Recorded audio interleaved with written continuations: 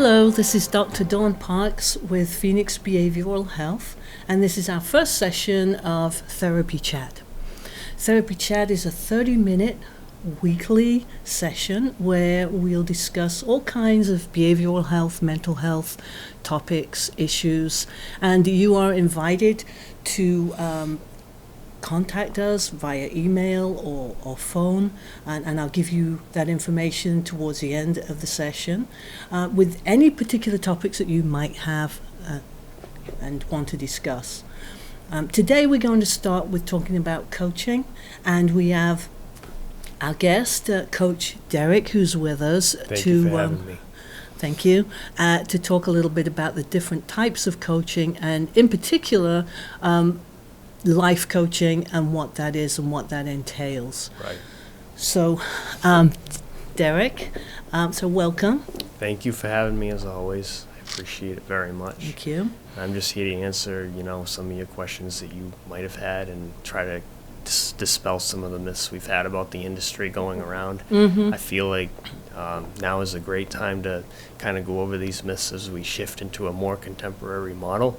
So thank you for having me. Let's try to knock some of those myths out. Okay. So when we think of coaching, I think a lot of times, we think of sports coaching, probably business coaching. Right. Executive, academic. Mm-hmm. And I think one of the newer types of coaching that we're seeing a lot of, is life coaching. Right. Can you tell us a little bit about what life coaching is and how that is different from the other types of coaching that I mentioned? Well, the life coaching falls under the consulting model, but it's more about what you can do to achieve personal growth and personal success and overcome obstacles that you might feel like are in your way or things that might be bothering you. But the one thing that coaching, like the other forms of coaching you've mentioned, like, the academic coaching and the career coaching and the executive coaching, is that they're all aimed at helping you overcome hurdles and to achieve success. But the life coaching model focuses more on you, and that will directly benefit all other forms of, your life too, because it's like a domino effect. When you start with you and you change your perspective or you change your attitude or you learn new things, then it helps you become more effective in whatever it is that you choose to do. Whether it's, your occupation, your home life, your family life. When you start with you and you achieve success and you overcome obstacles that might be in your way, then that's what'll set you up for success. And working with a coach can help you identify, blockages that might be in your life that could be acting as hurdles along your way, and that you might want to come over them. So that's how you'll achieve personal success. So it sounds like life coaching would be applicable to a lot of people, a lot of different types of people, and a lot of different types of circumstances. Absolutely. Because it sounds like we're talking about helping a person perhaps create new behaviors or help to motivate them. To generate new patterns of success, new patterns of thinking as well. Because once you identify a thought process, that can also identify a thought blockage you might have had too, or a self-limiting belief that might make you feel like you can't do something, so you might have lost motivation along the way. So we want to identify those and target those and create healthier alternatives to your current ways of thinking that can set you up for success too. Okay. Starting with an I can, I'm able, I will. Once you change your language, it's the little things. When you change your language, that's what can open big doors for you and help you get to the next level of success that you want to achieve. It makes me think of that saying that attitude is everything, that the attitude that you bring to whatever you do or want to do makes such a big difference. Absolutely. And, coaches can do amazing things, but I always try to empower the individual. I always want to say it starts with you, because I could be great, but I might not get anywhere if, someone doesn't want to see themselves as successful, or if my client can't imagine themselves as being able to do it, then the stuff I say could be void. That's right. So I always want to, it's not about me, it's about you. It's not about the coach, it's about, the client and having their eyes, It's similar to a school teacher or a college professor. They can show you the way, but you have to be willing and be open to change things and be willing to try new things, because you're only as good as, what you tell yourself. So you have to have a good relationship with you. Practice positive self-talk. It's kind of like the whole thing is that the relationship you have with yourself makes such a difference in everything that you do and all of your relationships in your life. The way you act is a reflection of how you treat yourself too. The way people treat people is a reflection of how they treat themselves. If they're short with themselves, they're not going to have patience to deal with things that are external or outside of their control. There's an ongoing battle between the internal locus of control and the external locus of control. Yes. There's things in this life you can control, and there's things in this life that you can't control. That may make some people feel powerless, but you're in control of how you respond. You're in control of, your emotions, and, things happen along the way. You might get bills, someone might bump your car door, but the way you choose to respond can cause a positive or a negative effect. And that's part of the internal locus of control, So, if we have one of our, or a few of our viewers who are thinking about, is coaching something for me? Well, how would I find a coach? What would I expect to do if I work with a coach? What kind of results can I expect? All of those kinds of questions. What would your advice be? Almost everybody could use a life coach, because everybody has questions that they want answered. Everybody could use another point of view, and everybody could also use accountability partner as well when they're going about their life journey. Can you define an accountability partner? What does that mean? An accountability partner is someone who offers support, motivation, and encouragement when you're trying to achieve your goals. And that can come in the form of a daily check-in. It can come in the form of a weekly check-in or otherwise specified check-in. Procrastination is a major problem across America. I know I suffered from it when I was younger too, about achieving the next goal. And I really needed someone to tell me that it would be fine along the way, and also give me that solid reminder in a way about what I should do next and about working toward the next thing. Yeah. So an accountability partner under the coaching paradigm would be someone who motivates you, supports you, but also asks you, did you do it? Or are you going to take action? Are you going to apply to that job? Are you going to follow up? Did you send a thank you note? It's about taking the different steps, because when you're nervous or you're overwhelmed, things can get blown out of proportion. Yeah. The simple task can become a lot more than just that. So we might jokingly, say, oh, it's no big deal, just be your own motivator, but it's not that simple. And an accountability partner can really make the difference between taking action and not taking action, because, you have a magnifying glass on you or your brain during stressful times, especially during these times. And sometimes you need someone to be able to pull back that curtain and just have someone look at with a different set of lens. And that's what an accountability partner or someone like myself, a coach, would do. And we offer that. And I think that would make such a big difference too. A lot of times we start projects, to, perhaps join the gym that we wanted to do for a long time. But to have someone check in and say, how are you doing?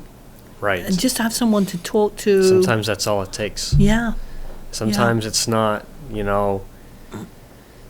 hour-long conversations, sometimes it's a 10-minute check-in, a 5-minute check-in, because that's what the person might need the most. The initial Right. consultation may take an hour or so to figure everything out, identify mindset, and uncover blockages. But accountability might be the tip of the iceberg. That our issues go deeper. We figure out more during the initial conversation. So that weekly check-in or daily check-in or whenever you agree is the tip of the iceberg. How would a potential client, determine whether coaching is the way to go or mental health counseling or therapy is the way to go? Life coaching is based on the premise that there are no significant psychological blockages. It's focused on the now. It's focused on the now and getting from point A, which is the now, to the future, or point B. Okay. If during a consultation we discover that there's trauma, anxiety, personality disorders, severe blockages that require more work, then we refer to counselors, therapists, doctors. But life coaching operates on the premise that someone is psychologically sound and is just trying to set goals, looking for accountability, wants motivation, wants to be a new perspective, wants a second set of eyes or a second set of ears. Yeah. And that's where we go from as coaches. And, it sounds like coaching can stand by itself, or it could also come at the conclusion, perhaps, of therapy. Perhaps someone was in therapy for a specific issue, and now Absolutely. they're doing great, and now it's just, I want to just check in with someone to make sure I'm staying on track with what I want to do. Coaches are more than willing to do that because the aha breakthrough moment could have happened during a counseling or a therapy session. And now you're just trying to go off that. So the coaching can be there to supplement that. The coaching purely identifies with the now moment and getting to the future. So the goal setting, the accountability, the motivation, the new perspective, that's what the coach would figure out. Based on the premise that they were, psychologically sound at that moment. Okay. So are we looking at a specific time frame? If someone was interested in coaching, would they be thinking this is going to be a 6-week program or 6 months, or what's the time frame typically? Or is there a typical time frame? The relationship between the coach and a client, a lot of it's identified during the initial consultation and how long you want to go with it. If your goal is to just have a career change and get to the next job and, maybe set up some interviews and fix a resume, that could be a 2-month process. Okay. Having an accountability partner to get through school, that could be a year process. And that relationship can change as the relationship between the coach and the client develops. So some people might need one thing, some people might need more time, because coaching is not a one-size-fits-all solution. It's based on how the relationship is going, what your goals are, if you have questions, but that can always change and develop over time. Another thing that often, Right. times people I've noticed that they've been curious about is coaching something that happens in a face-to-face situation? Can it be done online? Can it actually be done in various environments, such as, it may be that you meet someone that you're coaching who perhaps is uncomfortable going for job interviews, for example, is that a possibility that you could kind of accompany them to certain places, or is it always done from the office or online? That's determined by what's laid out in the consultation, and a lot of coaches do meet clients, in public places. So like you used as an example, a job interview or becoming successful, they have the potential to, but a lot of it's electronic communication. A lot of it's, done online via Skype or Zoom or Google Hangouts or phone call. But they do have the potential to meet in person if it's safe to do so, or if it's a warranted circumstance. Okay. But it's typically done during a video call. Okay. Yeah. Are there any specific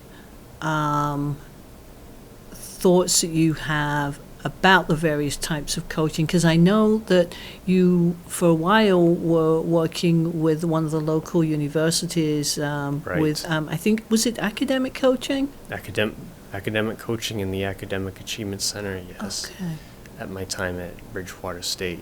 We would do half-hour consultations, and we'd identify growth opportunities for students.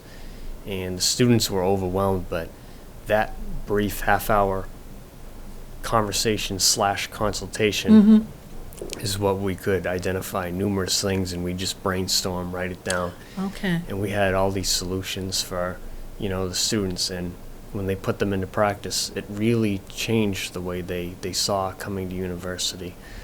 A lot of them were first-generation college students, or they might not have done as well as they wanted to in high school, but when we were able to identify the blockages in their thought patterns, we were able to offer improved solutions or new ways of, safer alternatives of dealing with stress, and, it made college a good experience for them. It made something that they looked forward to, because they saw university now as an example of being able to change their future.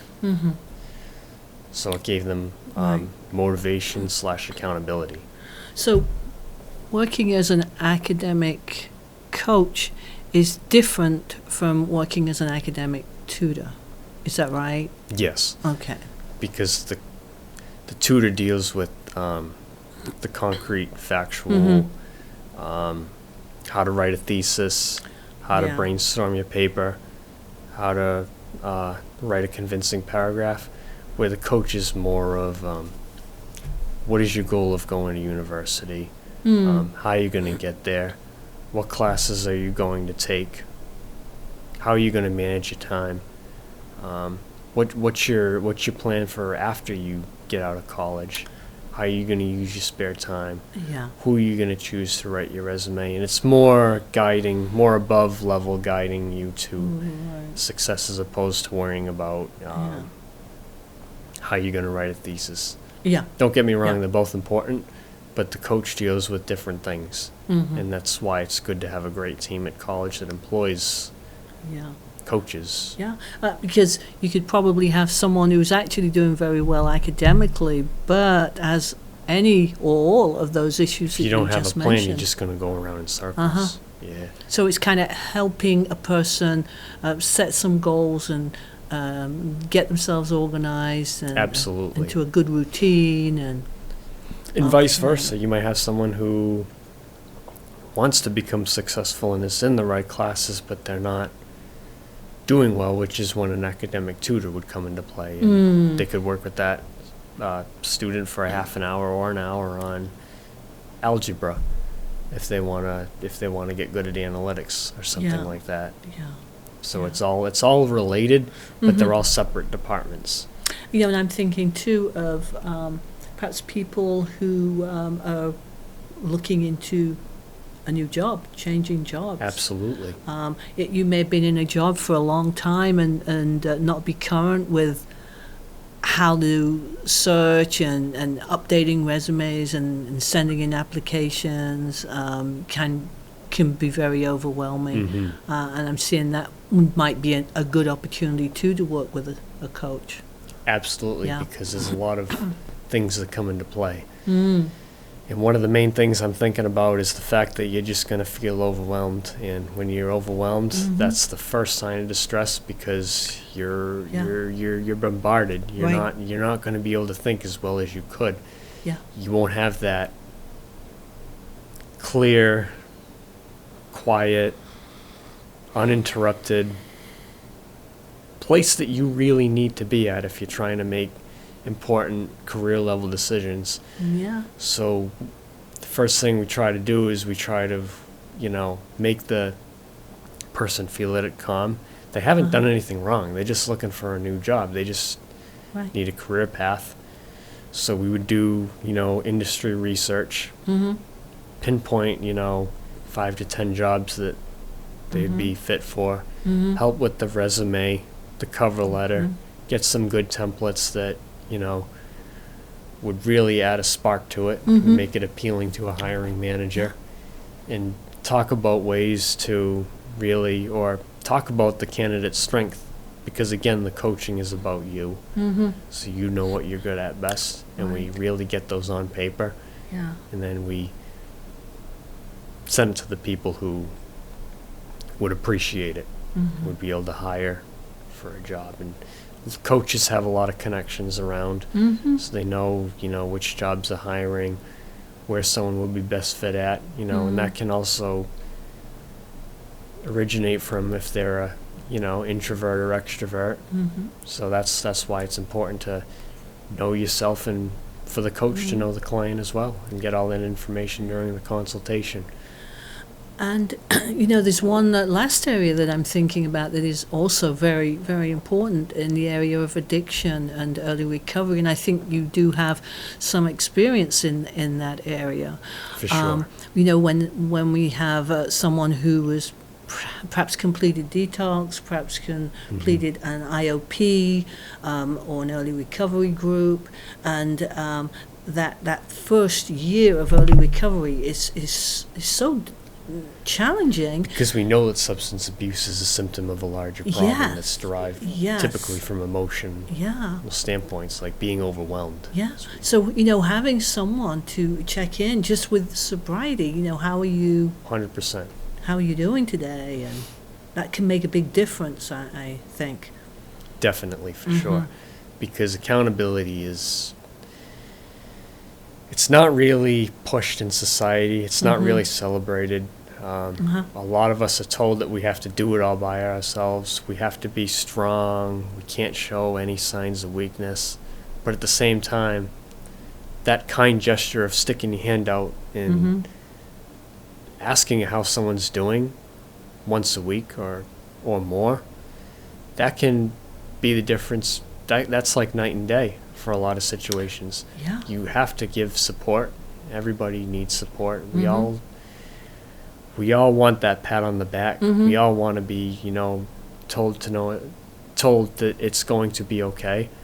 So it sounds like the easiest overlooked accountability check-in that can make all the difference in the world, and it can make someone feel they can do it and give them the confidence to get that job Yes. or remain sober or stay on that path.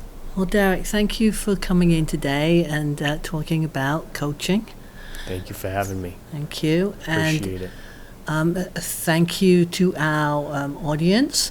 And if you have any topics that you would like to see us discuss, or any comments on what we talked about today, please contact us either via email at drparks, P-A-R-K-S, at phoenixinfo.online, or you can call us at 508-623-3931.